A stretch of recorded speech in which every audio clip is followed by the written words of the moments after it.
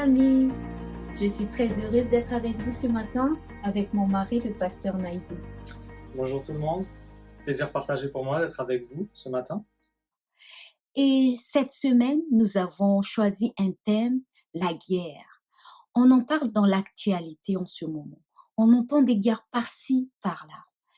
Et en ce moment même, nous faisons face à une guerre invisible, à cette guerre contre le coronavirus. Mais aujourd'hui, on va vous parler d'une guerre invisible, mais qui peut avoir une conséquence plus dévastatrice, que ce coronavirus. Peux-tu nous raconter ce matin une des réflexions que tu as pu utiliser dans tes messages qui peut nous encourager face à cette guerre invisible? Bien sûr. Eh oui, c'est la guerre.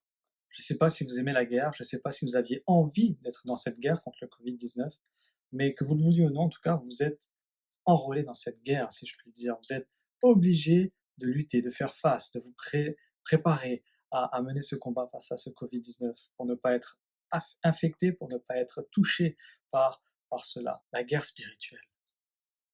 La guerre spirituelle, elle est aussi invisible. Et pareil, vous ne choisissez pas d'y être dedans, mais vous y êtes quand même. Il y a cette histoire qui s'est passée en 1990. Je ne sais pas si vous connaissez un petit peu, si vous aimez la boxe. C'est pas un sport particulièrement que je regarde, mais cette histoire est très marquante. Et je trouve qu'il y a une belle leçon à tirer de cette histoire. C'est l'histoire qui s'est déroulée le 11 février 1990. Mike Tyson, qui était à cette époque un des plus grands boxeurs de tous les temps, avait l'habitude de mettre KO les autres. Mais ce 11 février 1990 va résonner autrement pour cet homme. Le 11 février 1990, Mike Tyson va devoir affronter un autre boxeur qui s'appelle Buster Douglas. Et Buster Douglas était quelqu'un qui n'était pas forcément aussi connu que Mike Tyson. Et c'était un combat d'anthologie, un combat historique, qui a marqué la carrière de Mike Tyson comme celle de Buster Douglas. La vie est dure. Nous prenons des coups par-ci et là. Il y a des découragements, il y a des défaites dans la vie, il y a des échecs. Mais nous devons trouver la force pour nous relever et continuer à avancer.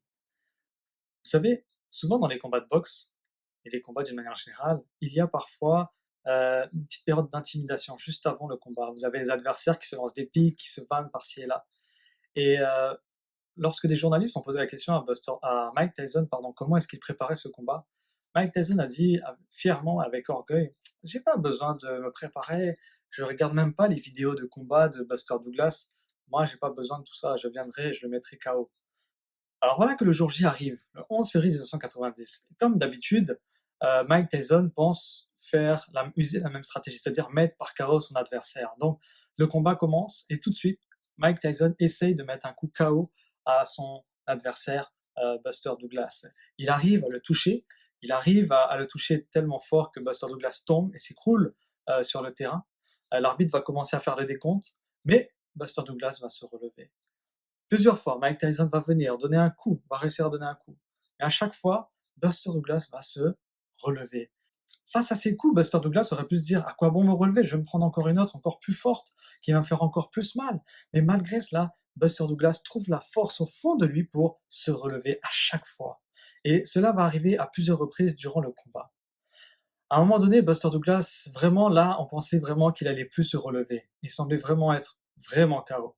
Mais on ne sait pas d'où, du moins, à ce moment-là, mais il va réussir. Comment il a trouvé la force pour se relever, mais il va réussir à se relever. Mike Tyson a été surpris par cela, parce qu'il n'avait pas l'habitude de voir son adversaire se relever. Il avait pour habitude de donner un coup, l'adversaire se mettait KO et gagnait le combat en quelques minutes. En quelques rounds, même pas des fois en un seul round, il gagnait le combat. Mais voilà que là, à chaque fois, les rounds, il y avait plusieurs rounds dans ce combat. À un moment donné, donc Buster Douglas se relève et vient vers Mike Tyson et arrive à le toucher. Et là, c'est la surprise totale. C'est Mike Tyson qui va tomber. C'est Mike Tyson qui sera mis KO. Et ce sera la première défaite, justement, de Mike Tyson. Alors, comment est-ce que Buster Douglas qu'est-ce qui a fait, justement, et c'est ce que les journalistes vont demander à Buster Douglas, comment t'as réussi? Comment t'as fait pour te relever après tous ces coups? qu'est-ce qui s'est passé pour que tu aies cette niaque, ce désir vraiment de ne pas perdre, de ne pas te laisser vaincre par ton adversaire. Et Buster Douglas va raconter que, vous savez, sa maman, depuis que le combat était annoncé, elle s'amusait à raconter partout, à sa famille, à ses voisins, à son entourage, chez le coiffeur, et même aux journaux, que son fils allait mettre la raclée à Mike Tyson. Elle était fière de son fils, elle croyait en son fils. Et cette mère, malheureusement, a perdu la vie 2 jours seulement avant le combat. Buster Douglas aurait pu justement baisser les bras et laisser tomber ce combat. Mais il a choisi quand même de combattre. Il a choisi d'aller à ce combat. Et le fait que sa maman, justement, ait cru en lui, et ait cru qu'il avait la capacité, parce que tout le monde, dites-vous bien une chose, tout le monde donnait vainqueur Mike Tyson. Personne n'allait miser pour Buster Douglas. Tout le monde pensait que Buster Douglas allait se prendre une raclée encore. Mais finalement, c'était l'inverse qui s'est produit. Et pourquoi? Parce qu'une mère a cru dans la capacité de son fils pour remporter la victoire. Pourquoi vous racontez cette histoire? Vous savez, dans cette histoire, dans cette illustration, on a une belle image de ce que Christ a fait pour nous. Christ, il est dans le ciel, dans son trône, tranquille, c'est le roi des rois. Il a choisi de descendre. Il a accepté de descendre ici-bas, personne ne l'a obligé. Il a choisi, accepté de descendre ici-bas. Parce qu'il croit que moi, que toi, que mon épouse, que chacun d'entre nous sur terre, pouvons être sauvés de cette mort. Que vous le vouliez ou non, vous êtes dans le combat, dans cette guerre, comme on l'a dit depuis le début, cette guerre entre le bien et le mal. Nous sommes tous imbriqués dedans depuis que Adam et Ève ont péché. Le péché règne, le mal règne. Mais Jésus est venu sur terre pour justement te donner la victoire. Jésus croit en toi et c'est pour ça qu'il a choisi de mourir sur cette terre. Même s'il n'y avait que toi pour être sauvé, Jésus serait quand même venu. Jésus t'aime et Jésus croit en toi. Tout comme cette mère croyait en son fils, Jésus croit en toi. Et vous savez, Dieu le Père, dans sa parole, nous a pas simplement donné des paroles juste pour nous donner un petit peu de peps. Il nous a donné ces paroles pour vraiment nous donner une réalité de la force que nous pouvons trouver en nous pour remporter la victoire. Jésus, lorsque vous l'acceptez dans votre vie, il ne reste pas loin et vous regarde vous battre. Il ne regarde pas de son ciel et se dit « Ah, celui-là, il va se casser la figure. » Non. Il mène le combat avec toi. Il combat même à ta place. Donc en fait, finalement, comme tu as accepté Jésus dans ton cœur, ce n'est plus toi qui mène le combat. Cette force que tu puises, c'est pas ta force à toi. C'est la force de Jésus en toi que tu puises et qui va te donner cette victoire. Cher ami, cher auditeur, laisse-moi te rappeler une chose essentielle. Peu importe les coups que tu te prends, peu importe les coups que l'ennemi te fait, n'oublie pas que Jésus croit en toi. N'oublie pas que Jésus t'aime plus que toute autre chose. Jean 3,16, car Dieu a tant aimé le monde qu'il a donné sa vie, afin que quiconque croit en lui ne périsse point, mais qu'il ait la vie éternelle. Jésus veut t'avoir avec toi pour la vie éternelle. Alors, ne baisse pas les bras. Même si parfois tu te prends un coup, ça fait mal, c'est dur de se relever, relève-toi, trouve cette force, trouve ce Jésus-Christ au fond de toi.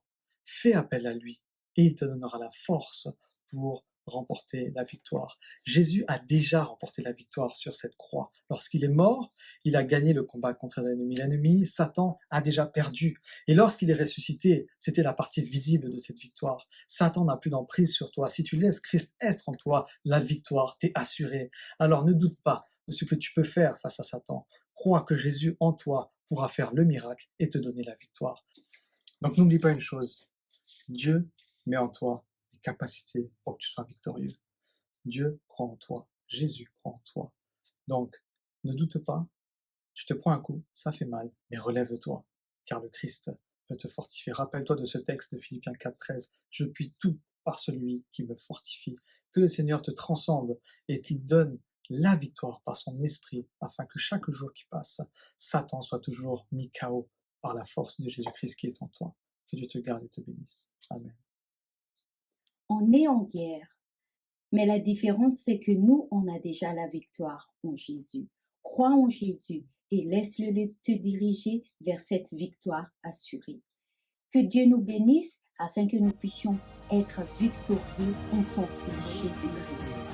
On vous donne rendez-vous à demain. Au revoir.